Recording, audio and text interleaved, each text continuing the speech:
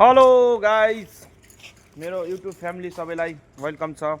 मेरो गाइस हेर ल, अलि यता यता चिल्लर पार्टी। जनक तिमीले के भन्न चाहन्छौ? जनक तिमीलाई दर्शकले धेरै रुचाएको छन्। जनक के भन्न चाहन्छौ? जनक के भन्न चाहन्छौ? साँझको बेलामा आज हामी यस्तो घुम्न गइरहेका छौँ। धेरै मान्छेहरू 12:30 भइसकेको छ। सम्झनाले चाहिँ आज प्याक नलगाउन पाएर निद लागेको छैन आज भन्छन्। के हो के म त कुरै बुझ्दैन। ल पवन दाई भन्ने एउटा यहाँ छन्।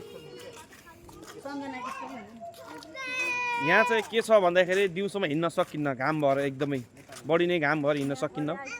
साँझमा चाहिँ के छ भन्दाखेरि चाहिँ यहाँ शीतल अलि हुन्छ, थोडा बहुत शीतल भएको कारणले हिँड्न सकिन्छ। यता हो चिल्लो पार्टी हो। साँझमा फेरि धेरै जाडो भएर हिँड्न सकिन्न। हाम्रो मेन टार्गेट भनेको त्यो पारीको त्यो गेट हाम्रो टार्गेट छ।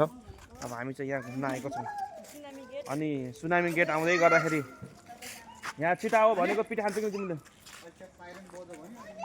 साइरेन बज्यो भने तिमीको गाला बजेको थाहा हुन्न भने हाम्रो ज्वाइँले भनिसक्नु। नानी के भन्न चाहन्छौ तिमीले भन। तिम्रो ठुलबा त्यस्तै छ, मान्छे खतम छ र। अब उल्टो बुझ्छ त्यो मान्छेलाई। तिमीले चाहिँ सही बुझ्यो। हिमालको छोरी हिमाली। गाइस हाम्रो अगाडि दुईटा कुकुर पनि छ। सम्झनालाई उसले चाहिँ किन नखाएको तैँले आज रक्सी भनेर सोधिरहेछ। बोल्छौ ल, भन के भन्न चाहन्छ? बाबालाई एउटा सन्देश पठाइदियो ल। भन ल के भन्न चाहन्छौ बाबालाई? छिटो भन।